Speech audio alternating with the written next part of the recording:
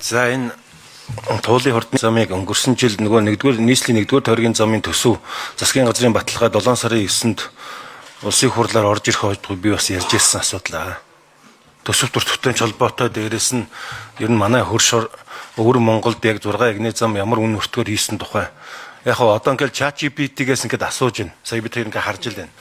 Гэхдээ ямар нөхцөл техникийн ямар орчин газрын тэр хэвлэгийн бүх юм ингээд тооцож байгаа. Би ямар юм их үүсвэр болгож авдаг вөхлөө дандаа өвөр Монголд хийгдэж байгаа бүтээн байгуулалттай адилхан үзчихтэй. Яг хөрс зэрэгэлдээ өвөр Монголд хятадууд 6 эгний замыг ямар өртгөөр хийж байгаа юм бэ гэдэг асуудал. Өнгөрсөн жил тэнд бүтээн байгуулалт хийсэн бүх одоо юунуудын юу байж надад.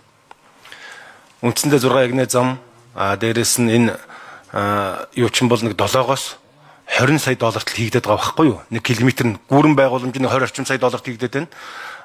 Яг одоо багантай одоо энэ гүүр бол нэг 7 орчимд хийгдээд байна. Өвөр Монгол жан шүү. Одоо над нэр устгаа байж байгаа байхгүй юу? Би энэ талаас бас яг ийм өртөгтэй байна шүү хөрс зэрэгэлдээ улсад. Дээрээс нь хил гайл хөдөлмөрийн хүч нөөт татвар гэдэг одоо орж ирнэ. Тэгээд яагаад бид нар дээр ийм өндөр өртөгтэй болоод нэ гэдэг асуудал тухайн үед би бас Нямбатар дараад хэлж байсан.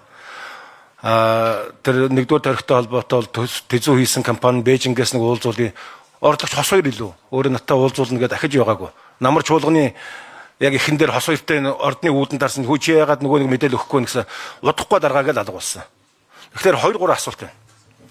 За ер нь бол яг та нар ингээд иргэдэд энэ мэдээлэл илэн дадангүй хэрэгтэй. Сая ард замын бүлэг үндсэндээ нийслэлийн ажлыг хийлээ шүү дээ. Энд чинь иргэдийн ил тод байдал чи иргэдийн мэдэх хэрэг. Энийг хангах ёстой та нар. Иргэдийн оролцоо гэдэг бол иргэд маш их хүч байдаг хэрвээ зөв зарцуулбал, зөв ойлгуулбал. За ер нь энэ туулын хурдны зам дээр чинь түгжрэл хэр буурах уу? Тэр туулгын экосистемд яаж нөлөөлөх юм? Дээрээс нь тэр тендер шалгарсан компани хэл ам шалгаруулад байна шүү дээ. Хэл ам татлаад байна. За дээрээс нь одоо миний ярьж байгаа сэдв бол төсөв төртөгтэй холбоотой.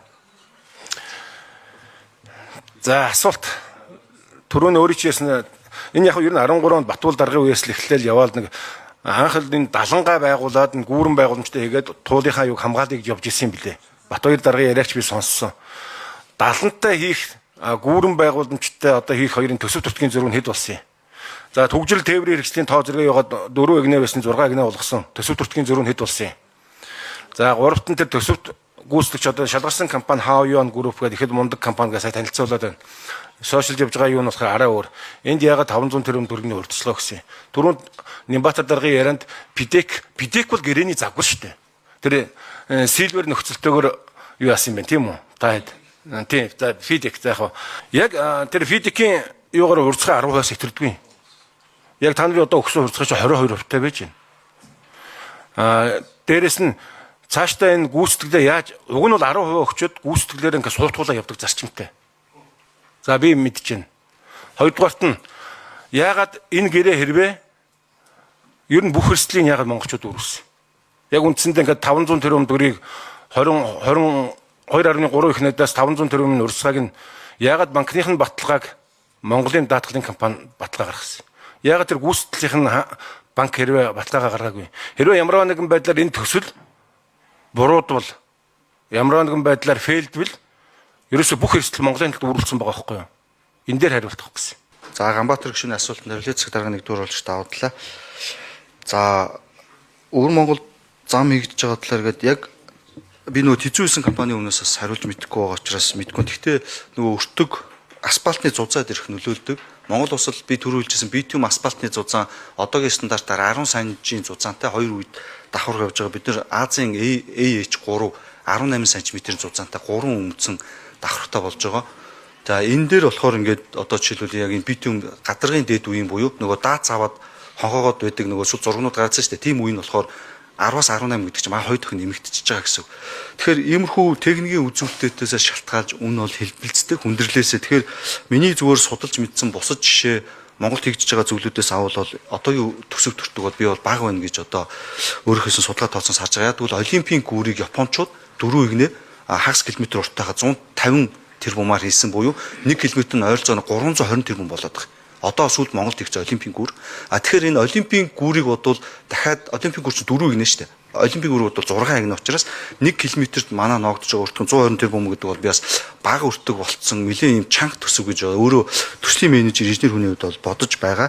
За та хэлсэн Батбаяр сайдын 13 онд эхлэлж өссөн үеийн бол яг тараас бол үндсэндээ өөрчлөгдөөгүй төрний энэ дэр хэлсэн. Тараас өөрчлөгдсөн нь болохоор барилгажилт орж ирээд барилга дээр оруулахгүй учраас барилгуудыг тойруулж байгаа эсвэл дээр л тараас тодорхой хэмжээгээр хэдэн метр өөрчлөгдсөн. Далан яг тэр өртгөөрөө явж байгаа.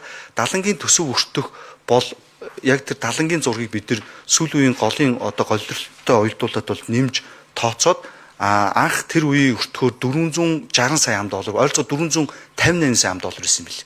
Одоо 4 үеигнээ 1.7 км юу байгууламжтай, гүүрэн байгууламжтай 3 км тэгээд 33 км байхад 458 сая буюу 600 тэрбум. Одоо болохоор 6 агна болоод голын хэсгийн нийт уртанд 9.8 км гүүрэн байгууламжтай болоход энэ гэрээ хийх үеийн 680 сая ам доллар гэдэг бол энэ бол яг одоо юу гэх нөгөө даацсандаа нэмүүлээд бол бодиттой яг 2026 оны Монгол Улсын нөгөө норм төсөв заагдсан магадлангаар гарч иж байгаа үн учраас бол энэ үн нэмэгдсэн юм уу тийм өөр гарлаа гэж болохгүй. Яг далангийн хэсэг бол хажуугаар явж байгаа. За юуны бас нэг сайн ач холбогдлын бас та асууж байна. Энэ 66 оны үеэс хойш 67 68 онд хамгийн анх туул голын иргэний дагуу 3.2 метрийн өндөртөө тэгтээ шорон далан нягтршилтын хувьд өндөр нягт авдгүй материалаар анх үерийн далан хийжсэн. Тэгээ 68 оноос хойш бол энэ туул голын хойтлын иргэ хамгаас үерийн далан Монгол улсад хийгдэг юм байлээ. Тэгтээ энэ төслийн нэг ач холбогдол нь яг замынхаа дагаад урд хойд хэсэгтээ ингээд далангуудаа хийж байгаа учраас үерийн байгууламж иргэдээс хамгаалах ийм давуу талтай байж байгаа. Тэгэхээр далангийн тооцооллыг одоо Монгол улсад норм төсөв өртгөөр бодож байгаа үнээр бол тооцоологдож бол гарсан байж байгаа. За физикийн гэрээний хувьд бол нийт 10-д ном байгаа. Олон улстай бол ер нь бол 30% урьдчилгааг өгдөг. Яг гэвэл нөгөө одоо жишээлбэл том төмөр замын төсөл үйлдвэрлэлийн төсөл хийлээ гэхэд тоног төхөөрөмжүүдээ нөгөө компани захиалах хэрэгтэй болдог. Үйлдвэрүүд тоног төхөөрөмжийн захиалгыг доор хаяж 30%, 40% авч иж үйлдвэрлэл эхэлдэг. Үйлдвэрлэл цаанаасаа бараа материалаа татдаг учраас бол ер нь бол фидик дээр өөрөө олон улсын жишээ нь 30% хүртэл гэж байдаг. Монгол улсын хууль тогтоомж тендерийн хуульд яг үнэн жишээг нь аваад үнэлгээний хоороо өөрсдөө шийдэх юм бол 30% хүртэл урьдчилгааг өгж болно гэд заасан байдаг. 2026 онд 30% хүртэл яг юун дээр өгж болдог тийм байж байгаа. Энэ дээр би бол яг ягаад вэ? Бид нар 500 тэрбум нь 21.7% урьдчилгааг бол олгосон байж байгаа. Энэ бэлтгэл ажил одоо кемпэ байгуулах, цаанаас бараа материалаа зарцуулахад тэгээд урьдчилгаа сайн байвал ажил сайн авдаг, аж үйлдвэрийн төслүүд ийм зарчимтай үүнийхэн дагуу бол ингэж хийсэн. Одоо ингээд оюу толгой төсөл, ER-ийн төсөл, Монгол улсад хийгдсэн Эрдэнэтийн үйлдвэрийн тод жишээ, уртлын 5 толгой гашуун цухаад Зүүн Баянгийн төмөр замын төсөл дээрээс нь одоо явж байгаа газар төсний үйлдвэрийн төслүүд бол урьдчилгаа дандаа ингээд тодорхой 15%-аас 20 хэдэн хүртэл заримдаа 30% хүртэл явж байгаа. Оюутлогоо дээрээс би өөрөө ажиллаж байсан. Тэгэхэд бол урьдчилгааг зарим байдал дээр бол 30% хүртэл өгöd явдаг. Монгол улсын хууль заасны дагуу тендерийн тухай хуулийн 42 43 дугаар бүлэг дээр санаж би андуураг бол урьдчилгааг урьдчилгаа төлөвийн баталгаатай өгнө гэд. Тэгээд сүүлд Монгол улсын даатгалын компани өгж байгаа. Энэ компани ингээд ажлаа гүйцэтгэхгүй гараа явсан тохиолдолд бид нар даатгалын компани давхар даатгалтай байдаг учраас хууль заасныхын дагуу энэ мөнгөө 100% хохирлгүй татаад авах юм боломжтой байдаг.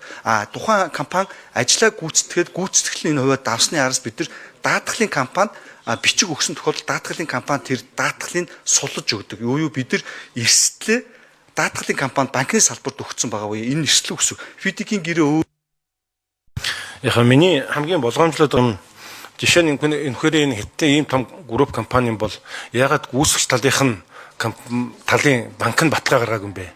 Тендерийн тухай хуулиараа гэж яриад энэ бүх эрсдлийг манайх руу өгсөн байгаа байхгүй юу? Бүх эрсдлийг та нар хараарай. Бид өөрсдөө нийслэлийн төсвөөс 2.3 их найд. 2.3 их найд чи ямар их мөнгө үлдээ? Нөгөө талдаа ахаад эрсдлийг чи Монголын мөнх даатгал гэсэн үү? Хэрж том компаниуд хэрж чадвартай шүү дээ. Хэрвээ энэ ямар нэгэн байдлаар энэ төсөл эрсдэлд орвол бүх эрсдэл Монголын талд байна л гэдгийг би хэлээд байгаа байхгүй юу? Цаашид энэ эрсдэл үүсвэл хэн хариуцах вэ гэдэг асуудал яриад байна шүү дээ. Эхлээд энэ компани бол өөрөө бүгд найрамд хятад даад улсад бүртгэлтэй нэг бол банк скол даатгалын компаниар эхлээ гаргаж байгаа энэ байгаа. Тэнгүүд энийг нь манай системийн банкуд эсвэл Монголд байгаа даатгалын компани давхар даатгадаг буюу хоёр талын даатгалтай гэсэн. Ингэснээрээ ингэж давхар энэ ингээд бид нар дээгөө өрсөлдгөөд. Хэрвээ бид нар зөвхөн олон улсын банк хятадын даатгалын компани даатгал авал маргаан гараад энэ компани үүргээ гүйцэтгэхгүй байвал бид нар олон улсын маргаанд ордог арбитр дээр Монгол улсын хууль тогтоомжийн дагуу Монгол компани дахиад даатгачаар бид нар Монгол улсын хууль тогтоомжоо барингуудаа өөртөө шууд мөнгө татаад авчдаг буюу бид нар ямар ч эрсдэл гарахгүй. Тэгэхээр бид нар давхар хууль заасны дагуу олон улсын даатгалын компани эсвэл банк гаргуул Монгол улсын системийн банк эсвэл даатгалын компани давхар гаргаж өгдөг. Ингэснээр бид нар шууд өөрсдөө мөнгийг эрсдэлгүйгээр татаад авах юм боломжийг бүрдүүлдэг. Зөвхөн хятадын юм олон улсынхаар ингэчээр нөгөө шүүх тогтоомжийг бид нар мөнгөө татаж авч чадахгүй ингээ маргаад байдаг. Буюу бид нар хятадын